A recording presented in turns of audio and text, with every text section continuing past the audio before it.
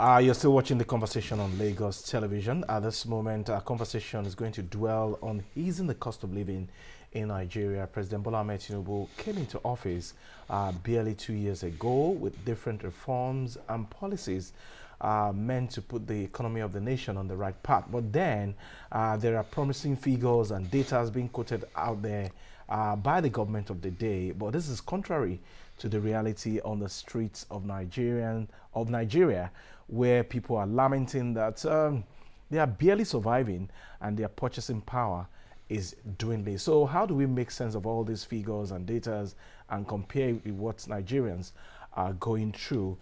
For this particular conversation, we have George Ashiru, CEO, Onicop Consulting and Financial Management Expert, to help us look this through and compare what things used to be and what it is now, alongside some of the reforms and policies of this government. It's a pleasure to have you.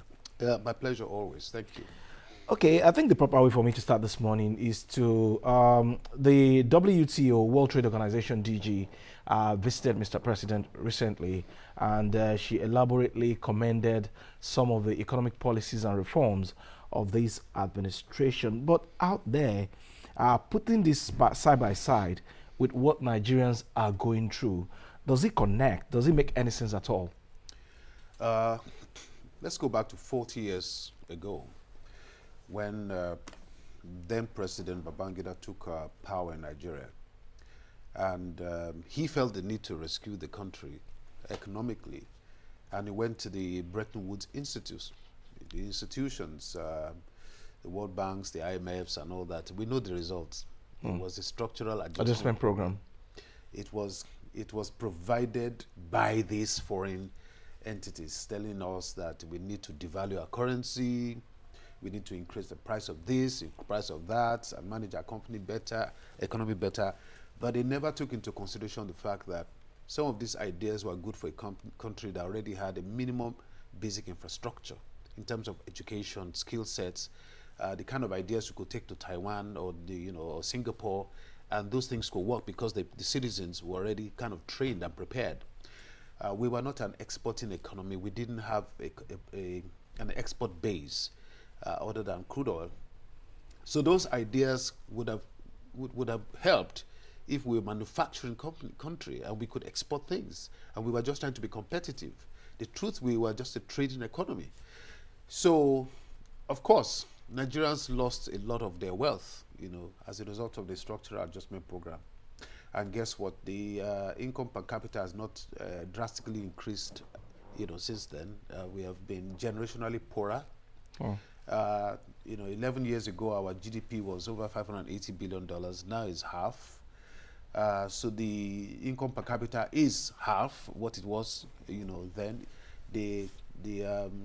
About 14 years ago, when the census was carried out, we were supposedly just over 100 million. Now we are double that, but our income is half what it was. So it just says that the policies themselves are in themselves hollow, in the fact that they have not had an impact in the day-to-day economic activity of the people. So quite a lot of these policies that, the Okonjo-Iweala themselves, when she was Minister of Finance, she was able to bring forth something that was a bit more practical. And therefore, you had a stronger forex, when she was a minister in 1999, the tenure of Obasanjo in 1999. But what has happened since then? She was the one that rebased the economy. And there was a lot of interest in our new democracy, so to speak. There was a lot of FDIs coming into the country. And we liberalized a lot of businesses. We now had the corn oils that were bought off the former National Oil. We had the GSM companies. So there was a lot of businesses coming into the country. And we could see the difference in the stability of the economy at that time, until suddenly it was mismanaged again. We all know that when Obasanjo was leaving power, at that time he had paid off almost all our debts through this same Okonjo-Iweala. Debt forgiveness then. So we had AAA international rating. So we have to make those comparisons for us to be able to say you are doing well. It is if you don't have statistics that you will always be able to say I am doing well.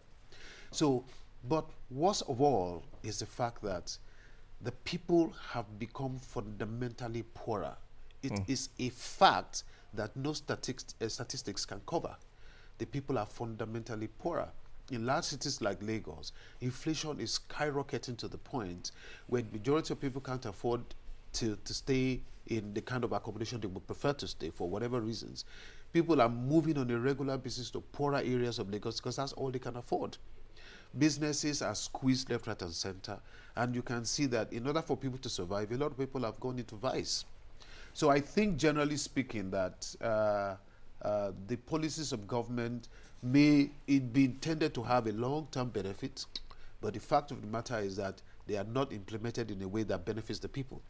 And all we hear in response is that we're going to send 500 billion cash transfers to people that will be sufficient to sustain them for 1 day, 2 days, 3 days, 5 days, and then they're back to their poverty. And the government is still faced with the same issue that you may be richer, but the people are poorer. You know. Okay, but then when you look at what government is putting out there in terms of the GDP of the country, in terms of FDIs, and a whole lot, the spokespersons for the federal government and even some of the ministers, they boldly come out most times to tell you that, okay, the country is on the right path. So how do we put that together and, of course, convince an average Nigerian who is out there that indeed this administration is working to ease the cost of living in Nigeria? When President Buhari was in power, we had the same statistics. When President Buhari was in power, he supposedly inherited a terrible economy from President Goodluck Jonathan. For the first 2 years, we were struggling. We have to make adjustments here and there. We know the fuel price was increased. You understand? He took it from 96 to 165. And then it was like panacea for the economy. Let's do this, let's do that, let's do that. And then 2 years later, you can see what we are doing. It's fantastic. We can see the results. You know, the statistics show that the economy is growing. And then after 8 years of that government, another government comes and says, we are broke, we are in debt. But isn't that the same government you are part of? And this is not the same statistics we heard before. No, you see, these are not the ways in which people judge. It is the living standards of the people that is the best judge of economic activity. So if the average person is earning more and the value of what is earning, you know, inflation is not taking it away, that is when your policies are working. Your policies are not working if you as a government is richer and top 0.001% of the people are poorer. No, top 0.001% are richer. They are there in the stock exchange. They own all the businesses, all the banks, all the industries. So all these FDIs is circulating in a small circle. How much of it is FDIs going into agriculture, for example? And 90% of all the FDIs coming to Nigeria is coming to Lagos State. You and I live in Lagos. Can you see the evidence? Because it's usually going to industries that are looking for a lot of cash, but they're not actually productive. They don't produce, they don't hire a lot of people, if you know what I mean. So if you put $1 billion in a bank, you understand, the expectation is that that same bank will now be able to have enough resources to give loans out to more businesses. But the reality is that even when they have those resources, they give out loans to only 0.001% of the businesses that are banking with them. How does that affect the ordinary people? So FDIs that are not going to productive areas of the economy and that are not creating employment, or wealth. Education, wealth, and I'm talking middle class, it's not trickling down. And if it's not trickling down, it's staying in the surface. It makes rich people richer and poor people remain poor. I know you do interact with different classes of people. What kind of feelings are you getting from them in terms of their purchasing power, their living standards? And some would also say that Nigerians are always in a hurry to reap the dividends of democracy. This government is barely 2 years in office, and it cannot solve the problem of years that we are faced as a country. That's the same story we hear every single government that comes into power. For 65 years, the same. The military took power because they wanted to solve Nigeria's problem. They did coup because they wanted to solve a problem of somebody. The issue remains how you implement your policies. How? You know, I think I was here, the last time I was here, I mentioned about what we call acts of love. So if you want to discipline a child, you can chastise the child. You can say, I'm going to beat you because I want to correct you. Another one can say, come, I'm going to correct you in love. You are trying to achieve the same result, but one is abuse. So the fact is that people are facing economic abuse in the expectation in another 8 years, another 6 years, it will be better for them. Someone will win the presidency in another 6 years and will come back and tell us The same that, story. you know, I inherited nonsense, I inherited a lot of corruption and so on and so forth, fixing it. It is fundamental to remember that it is the same party in power. So the policy implementation is expected to be consistent. There should be certain things that are consistent, that should not change drastically. So if it changed drastically, then you then have to come back to us and ask us, like, look, I need to do this.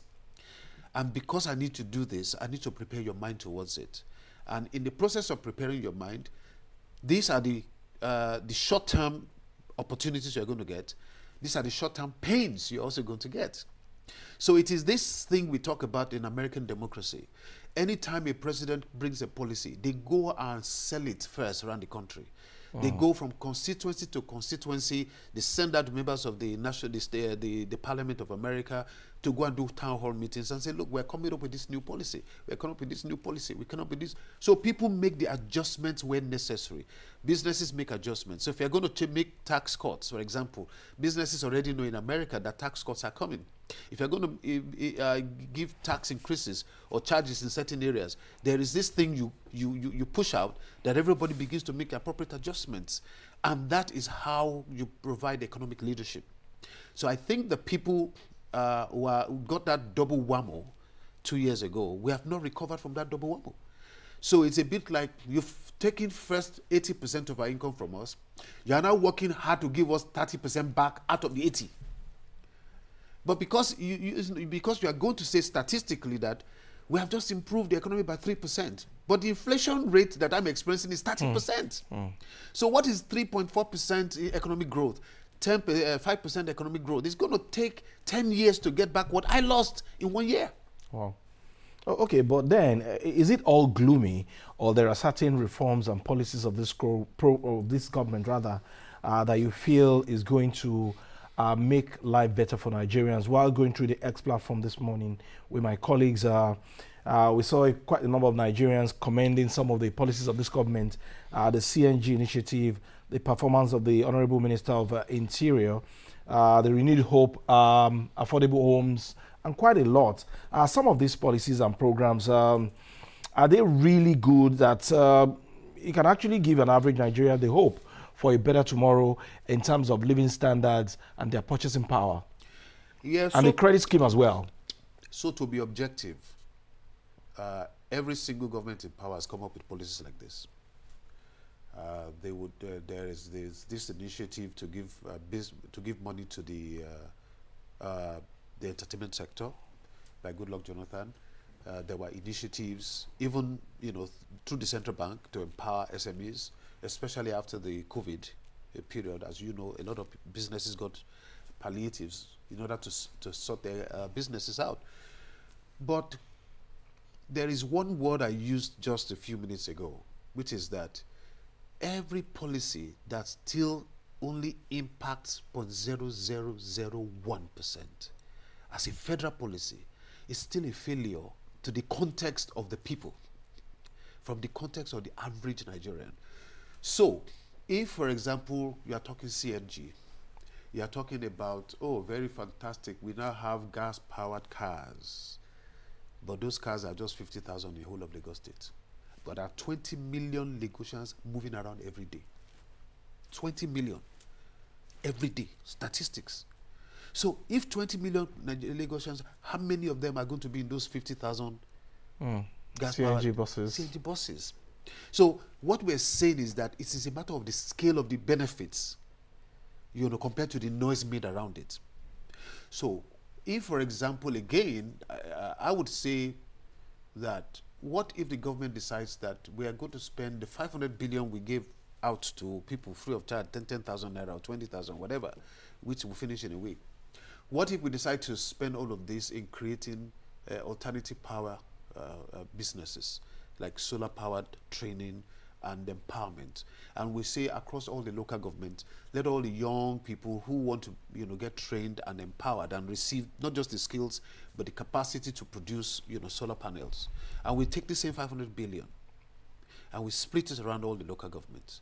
And 200-300 young people are trained. And then another 500 billion comes from the private sector. And then they convert this into a 1 trillion naira solar economy, this thing. The ripple effect. So the ripple effect of it is that you will have employed probably in the region of about 400,000 young Nigerians who are going to take care of their families and their homes and everybody. And that's a better way to benefit people on a longer term than to simply dash their children the same amount of money. And they will need it again next week, the following week. It becomes addictive. It's not helping. So that's part of what I mean by the way the so-called policies are implemented are more important than the policies in themselves. And the long-term benefit of those policies to the overall economy, and then who are the targeted beneficiaries, and how transparent is the process? How do you make sure everybody gets equal chances to have access to the same things that the federal government is spending money on? As much as we do blame governments for the high cost of living in the country, let's also look at the greed and the attitude of some of our market men and women. Even when the prices of food items are coming down, they will tell you that, okay, what I have in my shop is the old stock and I cannot sell less. Meanwhile, they bought the bag of rice or the bag of beans cheaper than they used to buy it. But every time we put the blame on government, what about the attitude of Nigerians in making things difficult for themselves? You will find that in almost every economy you go to, it's similar. It's human nature. I was in Alabama a decade and a half ago, and as soon as I came out of the airport, I was trying to get a taxi to the University of Alabama, and the white man there basically lied about the cost of the taxi. This is a black man from Africa, probably doesn't know, and let me even see if I can scare him. So he just said, oh, it's $200. Something that I already found out. He told me when I was coming that it's going to cost you about $45. He said $200. I said, okay, let's go.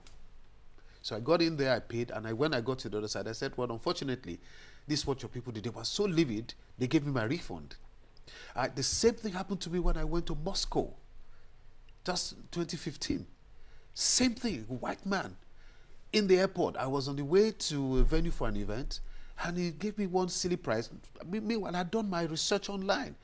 And then they were laughing at me in their language. And when I got to where I was going, I complained. Then they laughed at me more, that, well, they cheated you. So human nature remains that when you don't have options, when there are not enough of the things you are looking for, whoever has a monopoly is going to maltreat you. That is the reason why it's important to make everything mass available. You understand? So if rice is available, enough rice to take care of the demand, it would be silly for anybody to inflate his own because you have options. But when you don't have option, then the person who is the Shylock, who has access to it, will tell you that, look, I know what I had to go through to get it. And some people, the worst part of it is some people will tell you that they needed certain permits and they needed to bribe to get the permits. So you think I'm greedy? Find out from the people that had to go through to even get it to the market for you. So that takes us back again to the corruption, even in the public service. So it's a whole big circle. And these are part of the things that policymakers must take into account when they're making the policies. You have to prepare for wastage, prepare for pilfering, prepare for corruption, prepare for greed. So it's either you are providing information in advance, it's either you're going to make the process very transparent so that everybody can go on their own to be able to get it. As long as you're going to send it to a few people, you have created the arbitrage. Okay, from my observation so far, the attitude of an average Nigerian is not that of greed, so to say. They just want the basic needs of life: food, shelter, and transportation. But when you look at the cost of transportation, food, and shelter these days, it is out of the reach of an average Nigerian. So, on the long and short term, what are those policies that government can introduce to at least ameliorate the sufferings of Nigerians on these three major basic needs? Whether we like it or not, the tax reforms of government, this this tax reform is actually good. Okay. So it helps the poor to get off the tax net and not have to worry about the tax, in order to get their revenues going. So, but the plan of government is to widen the tax net and therefore have more resources available. Over time, with more resources available, they will be able to then distribute more, hopefully, to all the right sectors. So I think that it's a good idea to try to get that widened net, because if you do not have enough resources, you can't fix the problems. Definitely. So they need to keep doing what they're doing. And I think we mentioned here that about a year and a half ago when you asked me to come and talk about the tax reforms that was initially introduced. So I think that's a good idea. I think also that the certain areas require continued government support in terms of some form of subsidy. Drug prices, for example. In South Africa, in India, in Pakistan, in areas where it's a social problem to allow health issue to rampage, the government has no choice but to find a way to subsidize the cost of healthcare. If you don't do so, you are going to have half of your population in hospitals, and the hospitals won't be able to cope, and they won't even be able to afford it. And that will affect you in the long run. The same people you are looking for taxes from are dying. So I think it's very important that government should continue to invest in reducing the cost of drug prices. Make healthcare extremely affordable so that you have a working population that is strong and able to deliver. I think transportation has already been practically handed over to the private sector. But at least make the roads motorable for everybody. All the roads in each of the states, there's no reason why they can't be motorable. Once they're motorable, people can get from one destination to the other much quicker. So let the private sector continue to run the transportation has been done effectively. I think if you take care of that, and education, which is also important, if as a parent, the key things you spend money on a daily basis, you are going to spend money on education for your children, transportation to get them to school every day, and feeding every day. That tells you that those are the three key things the average parent worries about. When you wake up in the morning, my child has to go to school today. But before the child goes to school, he needs breakfast and a lunch pack. So every day you multiply it. If you have 2 children, 3 children, you multiply it. And that is where stress comes in, because now you are going to have to look for a way to make it up. And that encourages people to go and do whatever they need to do to get that money. You understand? And that could lead to where the grid comes in. You understand? So if people are thinking of transportation, they're thinking of feeding, they're thinking of educating or providing some kind of livelihood for their families, then those are the areas that government should prioritize as a key area or key areas they can reduce the burden on the people. So if you are going to make money from fuel subsidy, you're going to make money for liberalizing the forest sector, at least push it to the areas where on a regular basis people are going to need it. And if they take that out of their budget, then they look at the others as luxuries. They can say, okay, I don't have to go out every day. I don't have to go to the nightclub. I don't have to spend money on drinks that I don't need. People can then personally begin to adjust their lifestyles, but give them the capacity to survive. And once they're able to survive, then demand will begin to grow slowly for products and services, which will then reinflate the economy. Okay, but even then, when you're able to provide your child or children with lunch, breakfast, and of course pay their school fees, you need a roof over your head. That's another problem. Accommodation. And it's a matter of demand and supply. Accommodation is demand and supply. And as long as big cities like Lagos, accommodation issues are probably not as bad in, maybe if you go to some parts of Ogun State, you understand, because all the young people have migrated to Lagos. Yeah. So it may not be as bad. There may be relatively less inflation in terms of accommodation prices. But big cities like Abuja, like Lagos, like Onitsha, like Port Harcourt, like Kano, where 24 million people are vying in a very small space, there's almost nothing you can do. But even look at all the wonderful real estate development going on now. It still has the challenge that it is targeted at 0.001% of people that can afford homes that are 80 million, 100 million. They want you to pay in 1 year. We don't have a proper mortgage scheme that allows people to pay over 25 years, guaranteed by government. But if government could guarantee mortgage schemes, more people will be homeowners.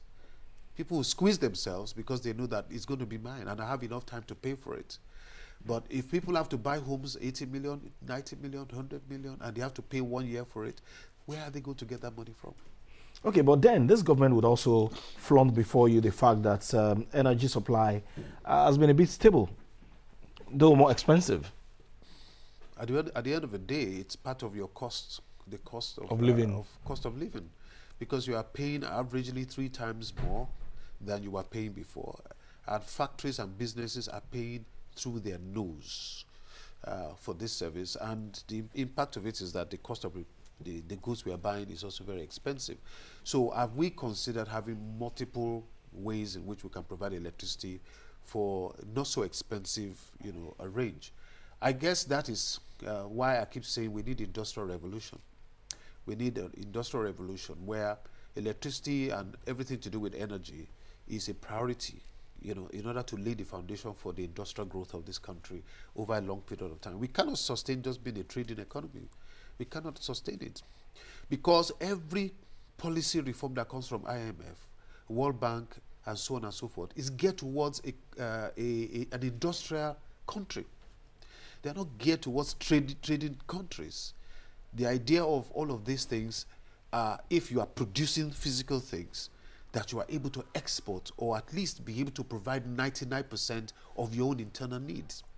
So what we have here, because we're a trading company and country, and people want goods and services today, most of the time we don't have enough manufacturing base to provide enough for the demand. Then we have to import, and that puts pressure on the dollar. And so when it puts pressure on the dollar, on the naira rather, when it puts pressure, what happens to inflation? The same products, because we refuse to invest in industrial production of the same products in Nigeria, we're going to buy from China, from India, and we're going to pay through our nose every year, year in, year out, at $1,500 naira for the dollar that we're using to buy it. What if we had started on this journey 30 years ago, the way we did GSM, and invested a lot of money in ensuring that we are training our children about engineering, about technology, about production, so that we have factories and factories and factories, and there is a part of government that's subsidizing the cost of maintaining those factories, because they want to be able to create a minimum production base for Adire, minimum production base for this, minimum production base for that. Then once they've go through the initial 10-year investment cycle, then you relax, you pull back your investment, you pull back your subsidy, and then you begin to rake in the taxes. All right, before we conclude our conversation this morning, we seem to focus more on the federal government, forgetting that we have state and local government there as well. And Mr. President had challenged some of these governors to at least impact their people, provide food for them. Well, it appears they are not even ready at all. So what should be the kind of intervention that we should expect from local government and state governors to ease the cost of living of Nigerians? So when we receive federal allocations, when states receive federal allocations, it's based on their budget. All right? So if your budget is so and so, whatever the federal government earns, a certain percentage is due to you. You are supposed to have your own IGR. And you should be able to have a budget that says the same story as I'm saying about the federal government. If we are advising the federal government to do certain things, we expect the state governments to take the same advice. But there are certain kinds of investments or certain kinds of decisions that are determined by federal policy. Okay. So the ability to implement them at the state level is dependent on the level of communication and interaction with the federal government. So when you have a state that does not fundamentally agree with certain, okay, look, let's just give the ranching idea of ranching as an example. Federal government comes up and says, we want to introduce ranches around the country. State government says, no, I don't want to ranch in my state. So that's part of what we talk about when somebody might say, if you had a ranch in your state, the cost of meat might be cheaper because you're allowing them to stay here, reproduce here, and supply your population. But for political reasons, some governors will say, no, I don't want ranch here because that would allow incursion of certain elements or certain people. This is part of the reasons why it's difficult to have state government practicing what would be universal, economic policies, because everybody's looking at it from a political point of view. How does it impact me? How does it affect me politically? But I think it makes sense, just as you have said, that state governments are thinking about how to ease the burden on their own people, and it's certainly not by simply asking people to go to a particular office and collecting bags of rice. It still comes back to what I said earlier. Investing, Lagos State, for example, has the Eastern Corridor. You have that all the way to Ekpe from Ibejuleki. All we are doing now is just giving the place out for houses. Nobody has ever said, let's just create a massive greenhouse corridor here and produce tomato just for Lagos State. Nobody has talked about all of the other areas, that we still have a bit of land, even if you have to lease land in Ogun State. Lagos State government can go and say, let us have a partnership with Ogun State. We use the excess land you people have. When you're on the train from Lagos to Ibadan, you see so much space. Why don't we have that and build a massive food corridor there to supply this 24 million population that we have in Lagos? So these are things that the state government can do, and they don't need to worry about next 10 years, next 5 years. They just need to put in the next budget. Once you put in the next budget, you are creating a new economy. Because what happens is investors will quickly rush to it because of the fact that you prioritized it in your budget. Okay, what a way to anchor our conversation this morning on easing the cost of living in Nigeria. I find some of the policies of the federal government are quite good, but then it will take certain time for Nigerians to begin to feel the impact of some of this reform. So we're using this medium to call on government to do some reforms that are impactful on the short term so that Nigerians will be able to live decently, and of course their purchasing power also restored. We thank you very much, George Ashiru, CEO, Onicorp Consulting and Financial Management Expert, for your time on the program this morning. Thank you. It's my pleasure. All right, we'll take another quick break. When we come back, it will be the time of Adebimpe and Joy to take you through their conversation. Stay with us. The views expressed on this program do not represent that of the producer, management of Lagos Television, or the Lagos State Government. They remain the perspectives of those expressing them. Thank you for staying with Lagos Television.